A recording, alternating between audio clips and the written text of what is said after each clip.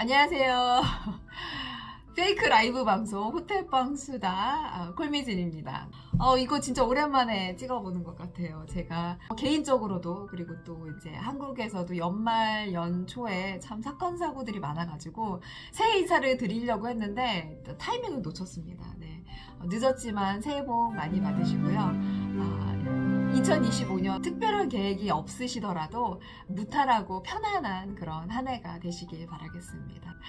저는 지금 위니펙에 와 있어요. 근데 위니펙이 이렇게 추운 곳인지는 얘기는 들었는데 진짜 실감해 보니까 장난 아니네요, 진짜. 토론토 춥다고 그렇게 했는데 요새 한국보다 더 따뜻한 것 같아요. 지금 여기가 영하 25도인데 체감 온도는 영하 35도거든요. 영하 35도 체감이 어떠냐면요. 딱 밖에 나갔는데 숨을 쉬는데 숨이 막혀요. 100m 달리기 하고 난 그 느낌? 해가 그래가지고 막 미친 듯이 뛰어서 호텔 안으로 들어왔습니다. 그래서 그 이후로 지금 나가질 않고 있어요. 제가 승무원이 되고 나서부터 그리고 뭐 요즘 들어 더 많이 받는 질문인데 비행기 탈 때 무섭지 않으세요? 라는 질문을 많이 하시더라고요. 근데 비행기 타는 걸 좀 무서워하시는 분들이 많이 있으신 것 같아요. 저희 승객분들 중에도 그런 분들 계시거든요. 처음에 비행기 타면서 말씀해 주세요. 자기 비행기 처음 탄다. 나 너무 무섭다. 그렇게 말씀을 해주시거든요. 저는 비행기 타는 거 안 무섭습니다. 일단 비행기 타는 거 너무 좋아하고요. 동료들 보면은 이게 여행을 좋아해서 승무원을 하는 분들도 계시지만 비행 자체를 좋아해서 그래서 꼭 굳이 여행을 다니지 않고 그냥 비행 자체가 너무 좋아서 승무원을 하시는 분들도 되게 많으시거든요. 이륙할 때 느끼는 그런 뭐라고 해야 돼? 그런 약간 희열 같은 게 있어요. 확률적으로는 그렇게 빈번하지 않은데 한번 사고가 나면 워낙에 큰 사고로 이어지니까 아마도 그래서 그렇게 생각을 하시는 것 같아요. 왜 우리 운전대 잡을 때마다 차 사고 나면 어떡하지? 뭐 이렇게 무서워하면서 잡진 않잖아요. 그런 것처럼 저는 뭐 비행 나갈 때마다 그런 생각은 하지 않는데 아무래도 이제 한국에서 얼마 전에 일어난 그런 사고 때문에 그런 생각을 더 많이 하시는 것 같은데 저는 사실 그날 사고 당일날 비행을 했어요. 그날 아침에 이제 제가 아침 7시 반 체크인이라서 이제 새벽에 일어나서 출근을 하러 가는 길에 소식을 이제 뉴스로 접했는데 사실 12월 달에 비행기 사고가 꽤 있었어요. 저희는 이제 출근을 하면 비행 브리핑이라고 해서 이런 응급 상황 시 우리는 어떻게 대처를 해야 될까 그런 거에 대해서 이제 질의응답을 하고 토론을 하는 시간인데 이제 그런 사건 사고가 있으면 이제 그 사건에 대해서 얘기를 하고 이런 상황이 왔을 때 우리는 어떻게 대처를 했었을까 뭐 이런 얘기를 하는데 12월 달에 스위스 인터내셔널 거기에서 사고가 있었고 브라질에서도 있었고 그리고 최근 그 이제 크리스마스 당일이었나 이브날이었나 아제바르잔인가 그 항공사 사건도 있었잖아요. 근데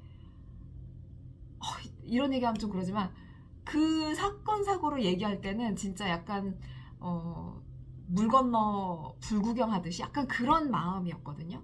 근데 이제 우리나라에서 일어난 사건을 얘기를 하는데 이게 이 감이 너무 다르더라고요. 진짜. 동료들은 모르고 있더라고요. 제가 출근해서 브리핑을 하는 시간이 이제 사고가 난 지 얼마 안 됐을 시간이었어서 동료들이 너 괜찮냐? 혹시 뭐 가족이나 친구 중에 이제 사건 현장에 있었던 사람은 없었냐? 그래서 이제 위로를 해주고 했는데 그날 제가 비행이 그날 2개가 있었거든요. 이착륙을 이제 2번을 했는데 그 이제 착륙할 때마다 랜딩 기어가 나오는 소리가 들려요. 되게 좀 크게 들리거든요. 근데 그 랜딩 기어 소리를 들을 때마다 너무 감정이입이 되는 거예요. 감정이입이 돼서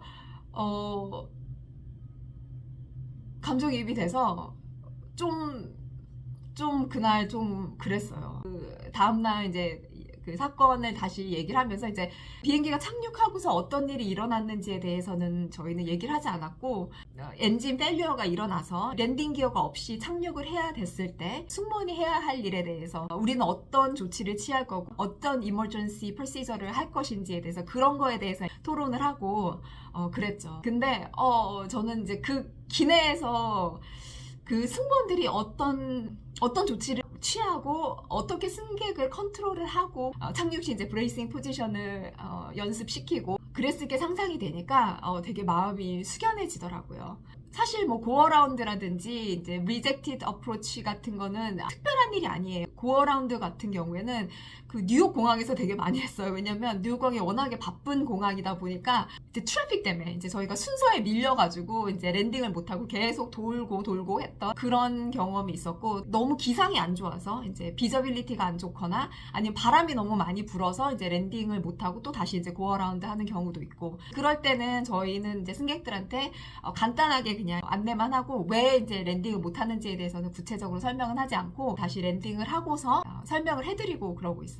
그래서 이제 저희는 그런 게 너무 일상이고 그냥 업무 내에서 일어나는 일입니다. 또 난기류 안 무서우세요? 이제 그런 질문도 많은데, 난기류도 뭐 안 무섭습니다.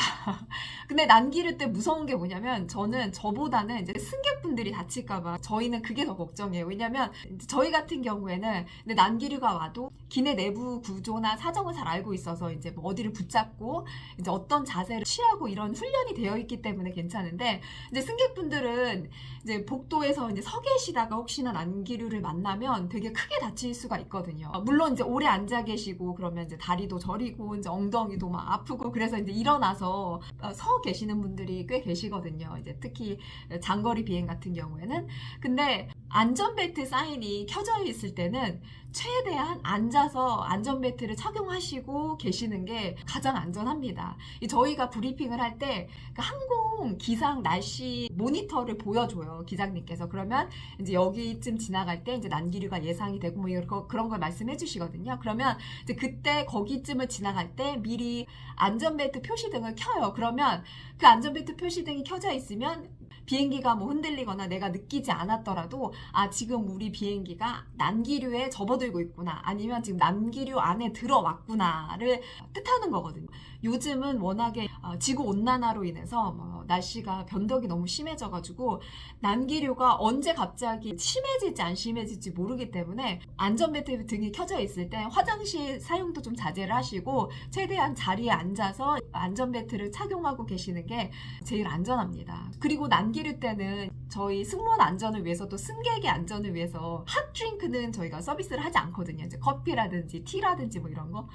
근데 꼭 그렇게 난기류 때문에 핫드링크를 못 드린다고 해도 꼭 그렇게 달라고 사정하시는 분들이 계세요. 막 자기 아침에 커피 못 마셨는데 진짜 반잔만 뚜껑 꼭 닫고 잘 마시겠다, 막 이래서 막 사정하시는 분이 있는데, 저희가 아예 커피를 브루를 하질 않습니다, 난기류 때는. 그리고 브루를 했어도 다 이제 덤핑을 하고요. 난기류 때는 뜨거운 음료 드시지 마시고 안전벨트 매시고 최대한 좌석에 앉아서 가시면 안전한 항공 여행을 하실 수 있습니다. 네. 착륙이 이제 다가와지면은 탑 오브 디센트라고 해서 고도를 점점 내리기 시작하는 그 지점에 들어가면은 저희 승무원들은 착륙 준비를 합니다. 안내 방송으로든지 아니면 이제 승무원들이 돌아다니면서 이제 막 안전벨트 안 맨 사람들 막 다 잡아내고 테이블 트레이도 접으라 그러고 의자 뒤로 젖힌 것도 앞으로 하라고 그러고 뭐 가방 발 밑에 있는 거 가방 그 의자 밑으로 막 집어 넣으라고 하고 막 그러고 다니잖아요. 근데 그렇게 말을 해도 안 하시는 분들이 있어요. 승무원이 쓱 지나가면은 또 다시 테이블 트레이 이렇게 펼쳐가지고 타블렛 올려놓고 보시고 그러시는 분들이 있는데, 그러시면 안 됩니다.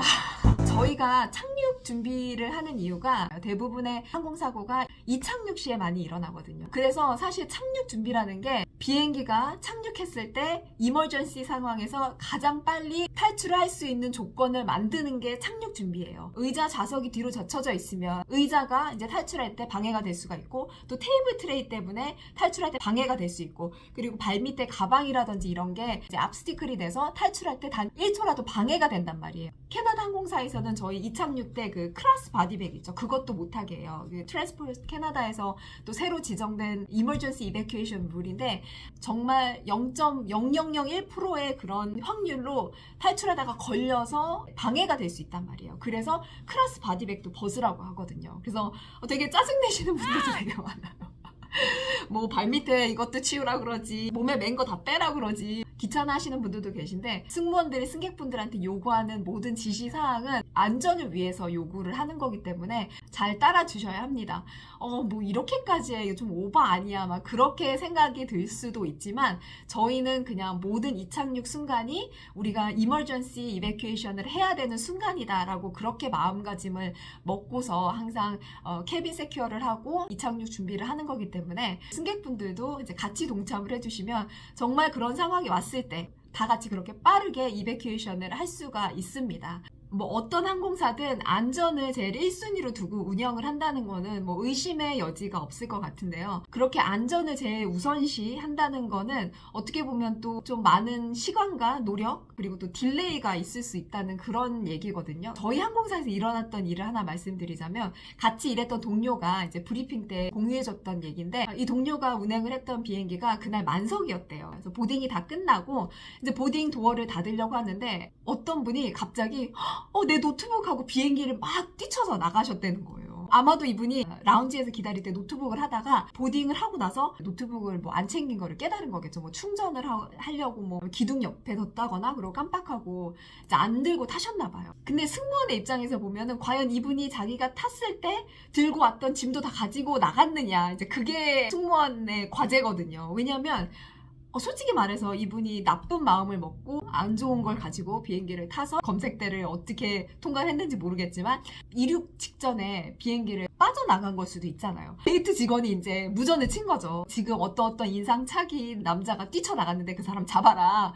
근데 못 찾았대요. 라운지에서도 못 찾은 거예요. 이제 승무원들은 100개가 넘는 그 오버헤드빈에 있는 짐을 그 짐을 다 누구 건지 확인을 해야 되는 거잖아요. 그래서 이 짐은 당신 겁니까? 이 짐은 당신 겁니까? 이게 이제 안 되는 거예요. 그래서 이제 결정을 한 게 디플레이닝. 그래서 전 승객이 또 다 자기 짐을 챙겨서 내렸습니다. 내리고 캐빈 서치를 완료한 다음에 이제 다시 또 100명이 넘는 승객분들이 다시 또 보딩을 하셨다고 합니다. 네. 그렇게 해서 이제 뭐 2-3시간 딜레이는 기본이었겠죠. 근데 단 한 분의 승객도 불평불만을 하거나 비협조적인 분이 한 분도 없으셨다고 해요. 안전이 제일 우선인 거는 누구나 다 알고 있는 상식이니까요. 그죠? 2025년도에도 항공여행을 준비 중이시거나 계획 중이신 분들이 많으실 텐데요. 내 비행 중에 뭐 딜레이가 생기거나 캔슬이 생기면 물론 짜증나죠. 막 그거 맞춰서 여행 일정도 잡고 휴가도 내고 했는데 패키지 이미 돈은 냈는데 화딱지가 나죠. 근데 어쨌거나 안전을 위해서 딜레이나 캔슬이 났다고 생각을 하시면 조금 덜 짜증나시려나요? 왜냐면 이런 경우도 있어요. 크루들은 듀티 아워라는 게 있어요. 그래서 그 시간 이상을 근무하는 게 이제 법으로 금지가 되어 있거든요. 특히 조종사분들은 14시간인가? 예를 들어서 이분이 이제 3시간짜리 비행이 남았어요. 딜레이가 3시간이 돼서 공항에서 3시간을 대기를 했단 말이에요. 근데 그것도 이제 어쨌거나 듀티 아워거든요. 그래서 비행기를 운행을 못하고 듀티가 끝난 거예요. 이 비행기를 운항을 할 조종사를 다시 찾아야 되는데 만약에 그 조종사를 찾지 못하면 비행기가 캔슬이 되거나 아니면 딜레이가 되거나 이런 일이 발생을 할 수가 있는 거죠. 예전에는 그런 법이 없어서 비행사가 운항을 했다고 해요. 근데 아시죠? 모든 항공사 규율은 피로 쓰여졌다고 하잖아요. 조종사 과로로 인해서 일어난 사건, 사고들 때문에 듀티 아워 이런 룰이 생긴 거거든요. 아무튼 내가 지불한 비행기 값보다 내 금쪽 같은 휴가 일수보다 더 중요한 게 안전이다. 이렇게 생각하시면 좀 조금 이 화딱지가 덜 나시지 않을까. 자, 오늘은 이렇게 비행기 타는 게 무섭지 않으세요? 난기류가 무섭지 않으세요? 라는 질문의 대답을 이렇게 좀 길게 해봤습니다. 오늘도 이렇게 추운데 영하 35도까지 되는 위니펙까지 와주신 우리 구독자 여러분들 너무 감사드리고요. 저는 이만 이제 비행하러 출근하겠습니다. 네, 감사합니다.